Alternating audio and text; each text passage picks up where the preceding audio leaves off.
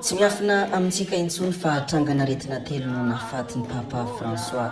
Raha ny fanamarihana nataon'ny professeur Andrea Arcangeli any Vatican dia accident vasculaire cérébral na hoe AVC no nahafaty any Papa François. Nanolonany ity trangana fahoriana ity dia nisy zavatra tsikagitra tena tsikagitra tokoa tamin'ny toe-tsainan'nydra malagasy satria ireo malagasy be dia be no niara-ory tamin'ny fahalasany ity Papa François ity.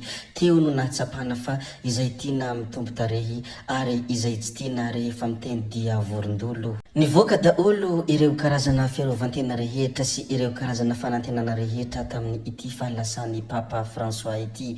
Ao moa ny sasany milazany hoe ny malagasy tsy miady amampaty, ny sasany kosa nilazany hoe izay masoa ataon'Andriamanitra. So ihany fa tsy ombiasa ity maty ity fa raha ombiasa no maty toy ity dia be dia be ireo kiana sy tsikera ary teo no mety nahitana fa malagasy tokoa dia miady amampaty satria raha nisy ombiasa anaty teo dia ankamaroany ireo malagasy be dia be nilazany hoe ngatsy nanampy azy ny ahodiny ary ngatsy navelona sy tsy naharo azy nga ny ahodiny. Fampitsahivana kely moa iny fa mialohany idirantsika amin'ny resaka izay fanaovantsika moa dia abonné vetivety alohan'ny chaîne-natsika ary asio j'aime ny vidéo, indrindra azadino ny mametraka ny komantera.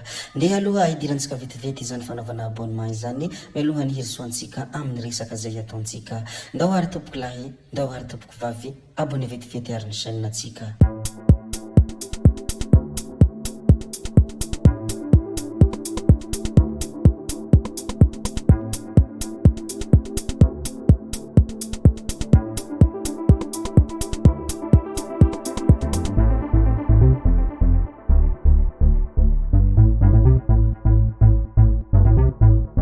Nitsangana amin'ny maty i Jesoa Kristia ary naloty ihany koa ny tanàna. Ity sary hitantsika ity dia any Antsirabe vita fety. Toy izao no fahadiovan'ny tanàna Antsirabe taorian'ny fankalazana ny fetin'ny Paska.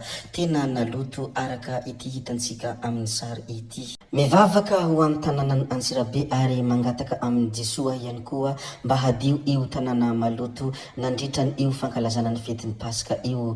Enina tsy hisy anadio aza io engane ho diovin'i Jesosy Kristy amin'ny anaran'i Jesosy. Ny alatsinain'ny Paska ihany koa dia tany Ampefy tsy nisy niala ny mpakafy nitarika ambondrona. Tonga marobena dia nirotsaka azan'ny orana nandritra ny seho nataon'ny tarika tao Ampefy ny andron'ny omaly 2 april 2024 ny andron'ny iny alatsinain'ny Paska iny. Ireto sary hitantsika ireto moa dia ny sary manamarika sy manamarina izany alatsinain'ny Paska tany Ampefy izany izay niarahana tamin'ny tarika ambondrona. Rehefa voaresadresaka antsika moa ny mikasika iny andron'ny Paska sy ny alatsinain'ny Paska iny dia ndeha arisika hilaza kely ny zavanisy tany amin'iny fahitra Sofia iny. Vonina hiara-iasa sy hanampy amin'ny ireo ben'ny tanàna amin'ny commune 20 mandrafitra ny fahitra Sofia ny fitondram-panjakana indrindra ireo parlementera. Ny filohan'ny anterimera amin'ny pirenena Tokely Justin sy ny ministry ny fambolena sy ny fiompiana Sergio ireo olona roa avy amin'ny faritan'ny Mahajanga. Ny filoha lefitry ny anterimera amin'ny pirenena amin'ny faritan'ny Mahajanga Soafilira Prinsia miaraka amin'ny solombavam-bahoaka maro, ny gouvernoura ny fahitra Sofia Boeny Aloatra Mangoro ary ireo tompona andraikitra ara-panjakana maro no tonga nanotrona ny lanonana ofisialy fametrahana ny samboadiny ireo ben'ny tanàna 20 mandrafitra ny fahitra Sofia ny andron'ny iny 7 april 2024 iny izay nitanterahana tao Antsure ny vohitra ny faritra. Nandritra ny kabary ny fandimbiasany ireo manam-pahefana olom-boafidy sy olom-boatendry no nanamafisana fa vonina hiara-iasa sy fanampy ny fitondram-panjakana sy ireo ben'ny tanàna. Hipetraka hompia sy ho ray aman-dreny ny solombavam-bahoaka ao amin'ny faritra izay tarihin'ny vimpanina Soafilira Prinsia ary hifampitsinjo hatrany mba hanatratrarana ny tanjona dia ny vahoaka sy komina distrik ary faritra Mandroso. Porofony izany dia nanolotra lelavola 5 tapitrisa ariary na hoe 25 millions FMZ izy Soafilira Prinsia ho fanampiana ireo ben'ny tanàna amin'ny fikarakarana ny hetsika. Ny toko tokoa fitaka fanisoa atao levenam-bola tsy manana tanjona afa-tsy ny fampandrosoana sy ny fiahina mo ireto olona izay hitantsika ireto. Izany moa ny zavatra nisy teny amin'iny fagitra Sofia iny, resaka hoe vonina hiara-iasa sy fanampy amin'ireo ben'ny tanàna amin'ny commune 20 mandrafitra ny fagitra ny fitondram-panjakana indrindra ireo parlemantera. Rehefa voalaza moa ny mikasika an'izay dia andeha resika ilaza ny zavatra hafa indray. Ity manaraka izay ho resadresantsika anankiray ity dia resaka trangana fahafatesana tao anaty sambo. Olona 3 maty tanaty sambo nirehitra. Vehivavy iray no nandrehitra arina handrahoana sakafo nefa nisy lasantsy teny ankaikiny ka nipoka tampoko izany. Nirehitra avy hatrany ity sambo ity ka olona 3 no maty ary mbola maro no tsy hita. Tany amin'ny renirano Congo any RDC no nitrangany ity loza ity fa izao vao fantatra bebe kokoa ny antsipriere mikasika ity trangana loza izay niseho tao anaty sambo ity ary nahafatesana olona 3 Rehefa voalaza ihany koa ny mikasika aniny trangana firehetana izay nisy tany Congo iny izay nahafatesana olona 3 iny dia ndeha resika hiverina hilaza indray ny zavatra nolazaintsika tetsy ampiandohana tetsy.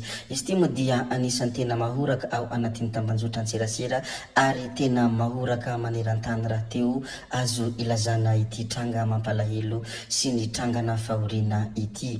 Ampahafantarina moa dia nodimandry ny andro ny alatsinainy 2 april 2024 i Papa François. Ny andro ny alatsinainy 2 april 2024 ny Papa François no nodimandry teo amin'ny fahavalo amin'ny 20 taonany raha ny nambaran'ny Vatican. Efa hatramin'ny taona 13 no na Papa Ray Masina azy ny tenany izay nanana olana ara-pahasalamana teo amin'ny taovam-pisefona ka nahiditra hôpitaly tany Roma nanomboka tamin'ny tapaky ny volana febroary ary efa nivoaka ny hôpitaly rehefa nihatsara ny fahasalamany saingy izao nodimandry sy nindaoza-pahafatesana izao ny tenany. Izahay ato anatin'ity chaîne ity moa dia mankahery ny mpino katolika rehetra ary mampahery ireo rehetra voakasika an'ity tranga ity. Mivavaka ho azy mba handry ampiadanana ary aingany anjelin'ny tompo no hitsena azy ka hanome azy fiainana mandrakizay ary hanome azy ny fahasambarana mandrakizay any amin'izany paradisa izay antenen'ny kristianina izany. Be ny zavatra izay efa voalaza ka tsy valamparana intsony ry tompoko vavy sy tompoko lahy. Ny fotoana raha teo dia manampetra ka ho faramparanantsika tanteraka ity video anankiray ity. Tompoko vavy sy tompoko lahy, zay moa no namarana ny videontsika koa dia mankasitraka antsika rehetra na vitanay hatramin'ny farany ary mbola manentana anareo rehetra foana ny mbola hanaraka ny video manaraka izay alatsaka hiato misesisesy tsy mijanona tsy hainky hiato. Zay fa tsy halavenay ny resaka hametra veloma izahay, veloma vetivety fa tsy hoe akory veloma mandrakizay amin'ny manaraka indray no manao ny misimisy. Veloma tompoko lahy, veloma tompoko vavy, gaby oye, tsao tsao amin'ny manaraka indray yo.